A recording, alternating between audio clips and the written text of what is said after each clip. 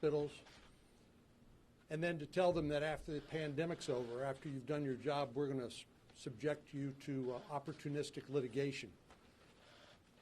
So we provided, at the leader's instruction, a liability provision that protects nonprofits, protects churches, synagogues, mosques, schools, retail establishments from opportunistic litigation. What do I mean by that? Well, anybody who's spent any time in courtrooms knows that frequently lawsuits will be filed not with the intent of actually winning the case on the merits, but extorting a nuisance settlement out of the defendant. In other words, you can actually be on the right side of a lawsuit and find yourself subjected to ruinous attorney's fees and distraction from what we would hope people would be more focused on, which is reopening safely their business and helping to grow our economy. What we're proposing is not blanket immunity.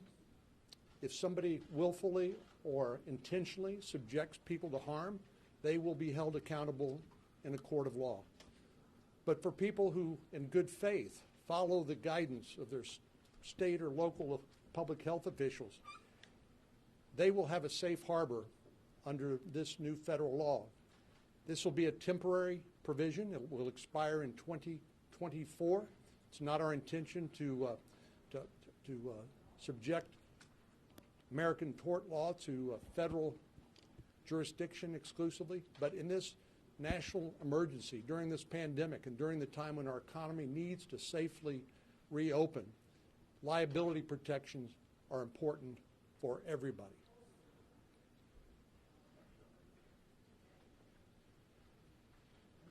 Well, you heard the leader say and Senator Cornyn talk about what's in this bill. We have a proposal out there now that addresses a lot of the concerns that we have heard about, and we did this in a very thoughtful, deliberative way. As you all know, we have listened carefully to what communities and states are saying, other folks out there who've been impacted by some of the things that we've already passed. We've monitored the implementation of what we've already done, looked for ways in which we could improve some of those programs, and this bill reflects that. This is a transitional bill. It's a bridge bill. We're kind of in a transitional period, and we know a lot more about this now than we did back in March when the CARES package passed, but I think that this improves upon that, is more targeted, more focused in terms of where it puts resources, and really puts it on the target where we need it the most. And I think there's a lot here to agree on. I think that, frankly, this can be a very bipartisan process, and it should be. The Democrats have a proposal out there passed by the House, as you know, $3 trillion, north of that actually, with lots of extraneous provisions, part of their policy agenda that has nothing to do with dealing with the coronavirus.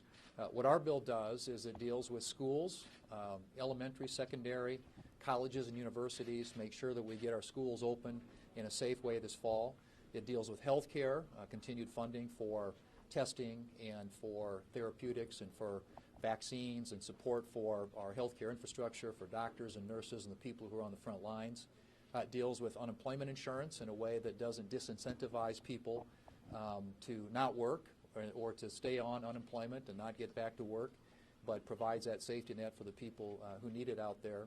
And, of course, it addresses the small businesses out there who are the economic engine that will drive our recovery by making changes in the PPP program that I think are very significant and meaningful. It's a bipartisan bill. I mean, the Democrats get up and say what they want. I have 3 provisions in here, one of which is co-sponsored by Sharon Brown, one of which is co-sponsored by Tammy Baldwin, and one of which is co-sponsored by Tina Smith. And so there are lots of bipartisan provisions in this bill. There's a lot to work with here. If the Democrats want to play a constructive role, get us to a solution that actually addresses where the country is right now, we've got a good place to start here, and we hope that they will enter into negotiations in a way that can make this as successful and bipartisan as the last CARES package was.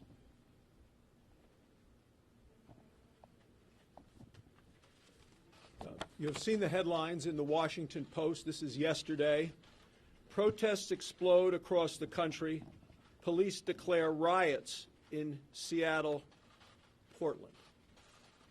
The entire Democrat Party has turned its back on the safety and security of the American people.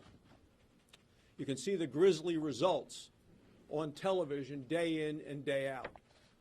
Murders in cities around the country are hitting record numbers. We're seeing in real time the impact of Democrats calling to defund the police.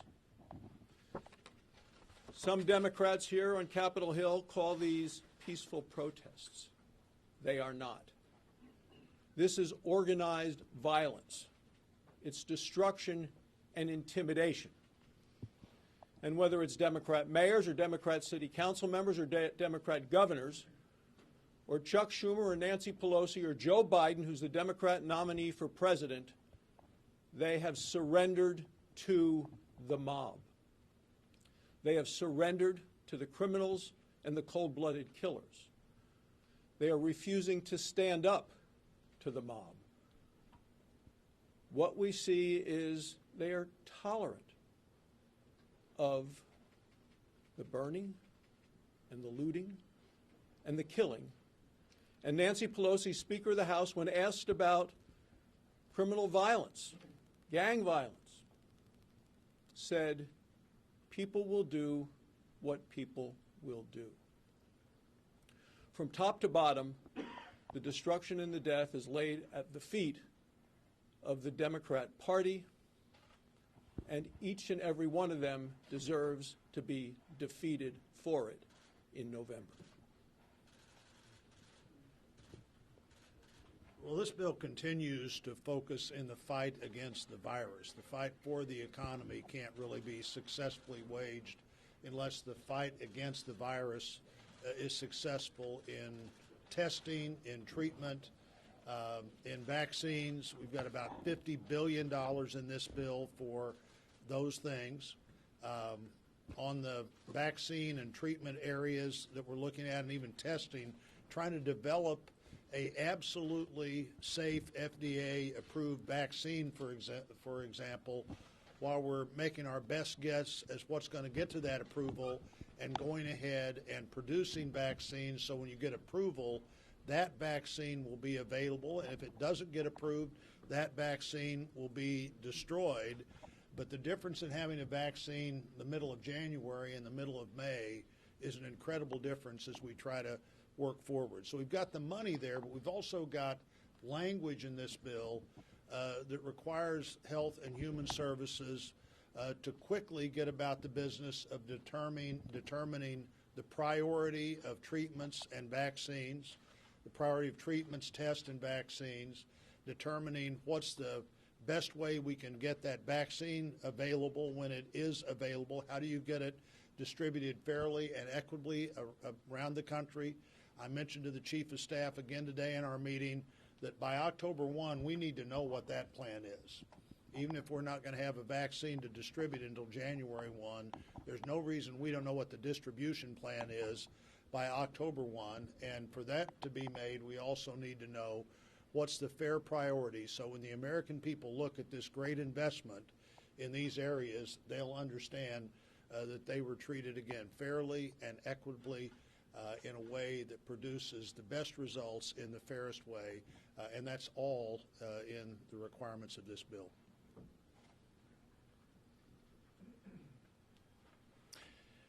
Well, the HEALS Act, which was introduced yesterday by the Republican-controlled Senate, includes protections for our businesses, for our healthcare providers, for our schools, which will be essential moving forward. It will give our schools and our businesses the tools to continue to open, and our healthcare providers to continue to assist those most in need during this difficult time. I was really glad to see a number of the provisions that I've been working on for some period of time have been included in this legislation. So one is telehealth. There's a telehealth bill that I think can continue to provide quality care and improve access for Hoosiers and for other Americans that was incorporated into this. Another provision that I know will resonate with so many Hoosiers is one that will allow states to upgrade their unemployment insurance systems. This has been a serious challenge as we've had to adopt sort of a one-size-fits-all approach across the nation as it relates to unemployment insurance payments. This would help with that architecture. And then the other provision is additional resources for our child care providers. This is not just an issue of keeping our children safe and secure, though of course it is that, but it's also one that allows parents to go back to work, which is what the American people want to do. There's also a very important concept that was adopted from my Restart Act that I'm proud is incorporated in this legislation. That is to provide long-term working capital for our hardest-hit businesses, the small and medium-sized enterprises that have seen significant drops in revenue. They need continued assistance so that those engines of prosperity can continue to survive. This builds on the earlier success that Senator Bennett and I had in getting a provision from our Restart Act incorporated into earlier legislation that passed the U.S. Senate, which extended the eligibility period to receive Paycheck Protection Program loans. That, too, has benefited countless Hoosier businesses. We still have work to do, and I know that Republicans here in the United States Senate are committed to continuing to optimize eligibility requirements and the loan criteria associated with the provisions to help our hardest-hit businesses. That's certainly my function. We need to make sure that any gaps that exist, and I do believe that some exist, need to be filled so that our hardest-hit businesses will receive the assistance they need, and so that employers and employees alike who through no fault of their own find themselves in dire financial circumstances can ultimately find their way through this difficult time. Leader McConnell. Leader McConnell, I did not speak to a single Republican. I did not speak to a single Republican today who supported or even knew about the money for the FBI building being put into the legislation. Did Mnuchin and Meadows explain that to the conference in there, and if so, what was their justification? Yeah, let me speak for myself. I am opposed to non-germane amendments, whether it's funding for the FBI building or, for example, in the House bill, whether it's a tax cut for high-income earners in blue states or other non-germane amendments in the House bill like marijuana studies or aid to illegal immigrants. When we get to the end of the process, I would hope all of the non-COVID related measures are out, no matter what bills they were in at the start. Leader McConnell, Nancy. what do you say to workers across the country who worry that your liability protections basically give their employers license to avoid taking the kinds of precautions that would keep them safe? This is mainly to protect them, because the employers would only be liable if they were grossly negligent or engaged in intentional misbehavior.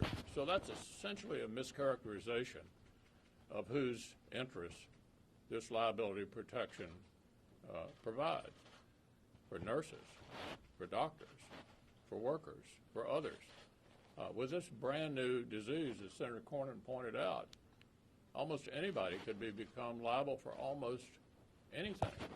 And there are enterprising trial lawyers all over the country waiting to take advantage of it. 3,500 lawsuits already passed, growing by the day.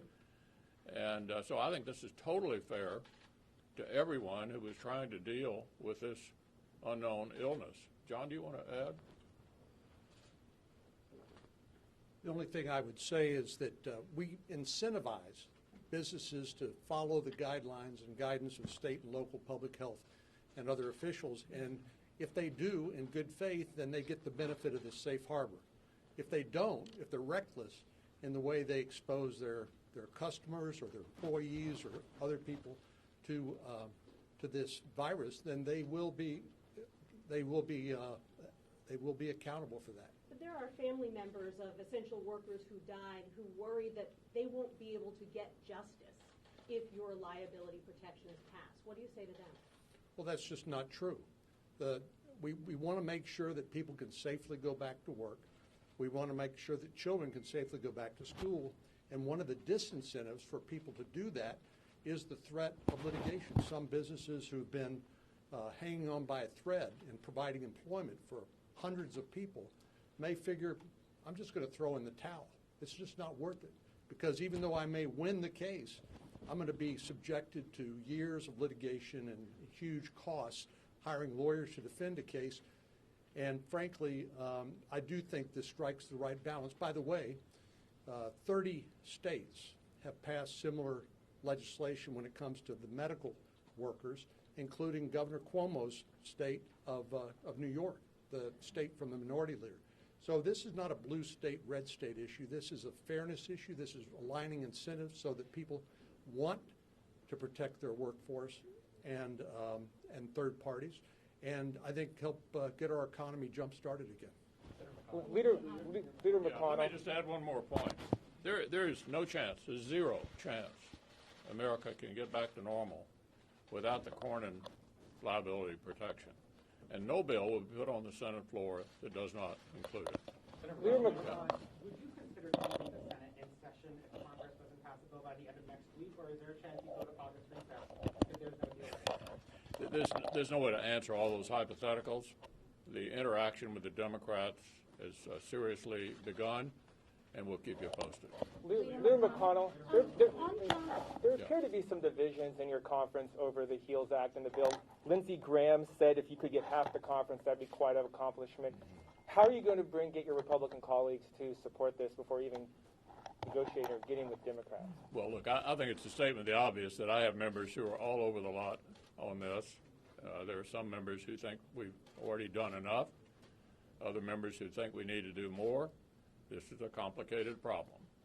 We've done the best we can to develop a consensus among the broadest number of Republican senators, and that's just the starting place. That's just where we begin in dealing with the other side and with the administration. Hi,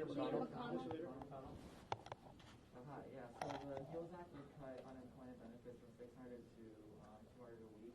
Does that $400 reduction for 2 months give you any pause when unemployment is high and the number of available jobs outnumber unemployed people and numbers of available jobs like 4 to 1? Well, I can tell you what the goal is. The goal is to eliminate the prospect that one could make more not working than working.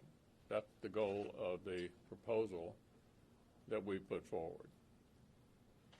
I think I can speak for almost every Republican in saying that we think it is not appropriate to reward someone, in effect, for staying at home. Having said that, unemployment insurance is extremely important in a time of high unemployment.